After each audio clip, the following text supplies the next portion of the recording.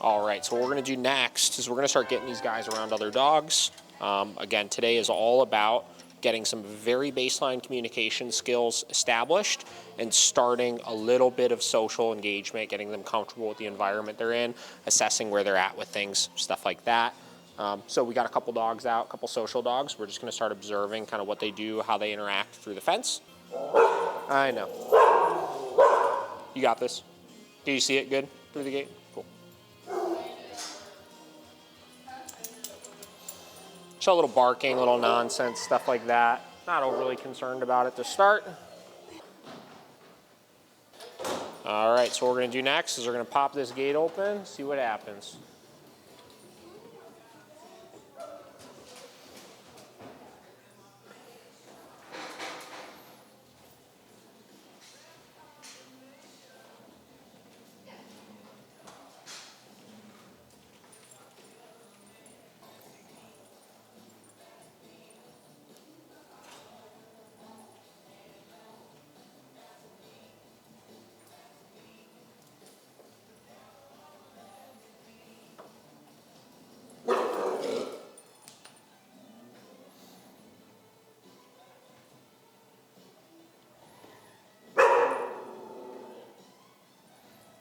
Now, first thing we always try to find out, what is all of this? Now, obviously, he socialized these dogs plenty before at the rescue, never had any big issues, but they're in a very fearful state of mind, so it's normal that we'll see some of that communication come out of them initially as they get themselves comfortable.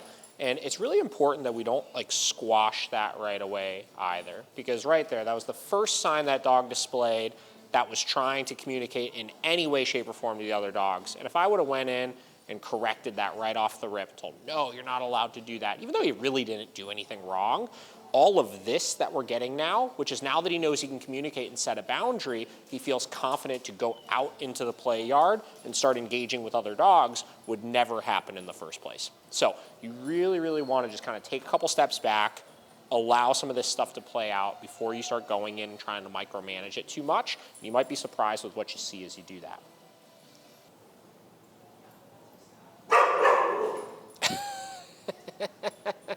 Drama.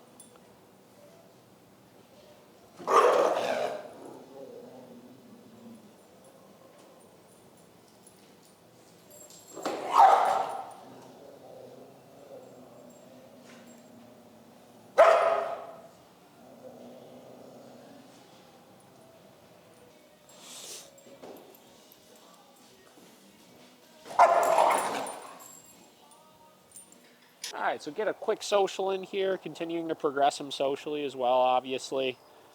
He's definitely doing better. He's not anywhere near as snappy as he was. We had some people asking in the comments today when we posted one of our videos, you know, is he more protective when the other one is out? And short answer was, yeah, I think a little bit. You know, he definitely clung close to her. Clung, is that right? Is that the right word? he clung close to her.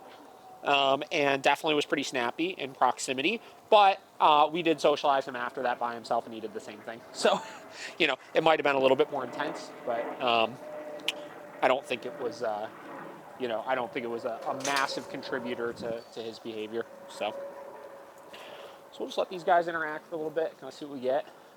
Obviously, hair's still up. We'll see. I mean, he might still show some of the snapping, but I just want to see him start becoming more accepting of this. So. And again, like we talked about, I'm okay with him setting boundaries, you know.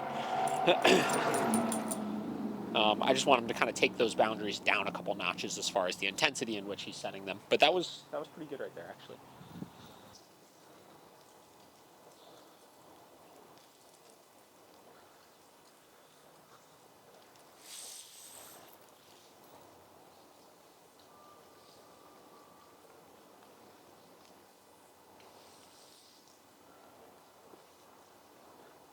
You see, obviously, you got all the hair up. Right? Everybody always equates hackles, that's what they call the hair up, to aggression. It's absolutely not the case of what it is. Hackles is just stimulation, right? It can be stimulation because they're excited, because they're nervous, because they're fearful, because they're thinking about acting aggressively, but all it is stimulation. So I don't read overall into that. We try to look at the entire picture of what we're seeing. Same with tail carriage. Here we go, look at this. You high tail, wagging tail, all that. Why don't you move over here so you can get all of this? You can kind of follow them. Oh yeah, this is awesome. High tail, low tail, wagging tail, all that kind of stuff. Again, absolutely nothing to do with happy, aggressive, playful, anything like that. All it is stimulation. You notice he had the full mix, right? So he had hackles up and his tail was up and wagging. Or actually, I should say hackles up and his tail was low initially before they started kind of doing the play bowing and stuff, and it turned into a playful altercation. So hopefully that continues to progress here. That's the thing with some of these dogs that are just massively fearful is they just need to learn how to be dogs, right? Like the obedience, we're really taking our time with that because that's not going to solve these problems, right? He needs to learn to just explore and interact with things that stress him out and, be more accepting of, when people need to do things to him. Look at this. Close this real quick behind you.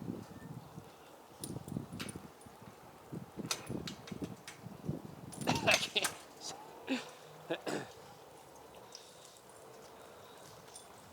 Go new places, see more of the world. All those things are such a freaking massive part of having a well-balanced dog. And what happens is these dogs get fearful like this, and then they just don't go anywhere, right? And then they don't go around people anymore because they're quote-unquote unpredictable, right? And the second they start playing, we don't know what this is, and we know what he used to do. It's like we start stopping it. Like, no, don't do that, right? And we just shelter them and baby them, and they never get past these problems. This is awesome.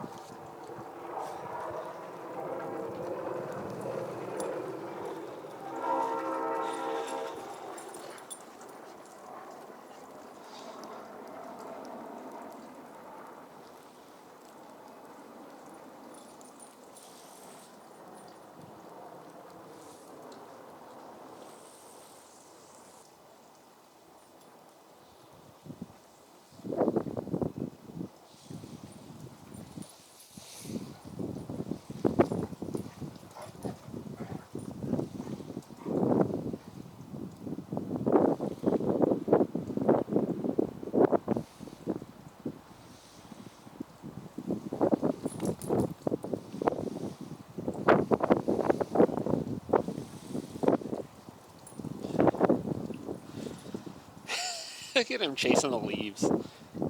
It's hilarious. He said, we don't have leaves on the islands.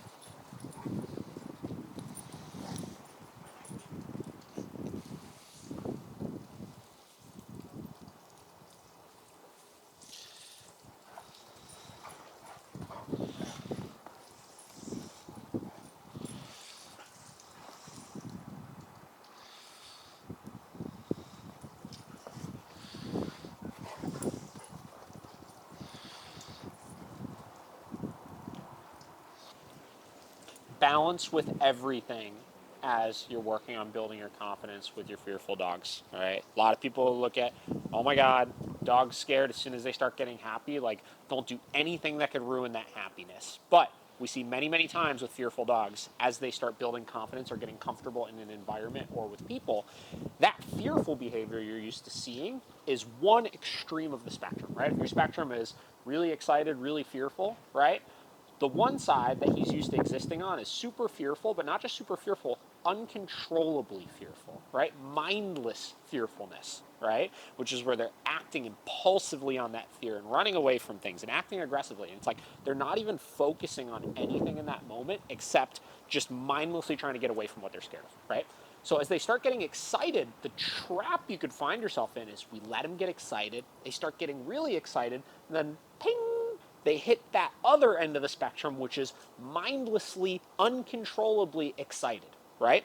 So as we work through this process, we're creating boundaries on this side and we're creating boundaries on this side, and we start really, really easy with it, right? Really easy from the standpoint of like, just don't jump, right? Just don't yank my arm out of the socket when you're fearful, right? When you're excited, don't jump all over me, right? And as we do that, we raise our criteria of the dog higher and higher as they get more comfortable. And what happens is we find a perfect harmony right in the middle, which is They might get a little scared of stuff sometimes, but they don't get uncontrollably fearful. We can still keep them under control, and it's not hurting us in any way, shape, or form. And then on the other end of the spectrum, they might get really excited of stuff. You can go play, you can go have a good time, but you can't get so out of control excited that you're then jumping all over people or nipping at them out of excitement or jumping all over fences or anything like that.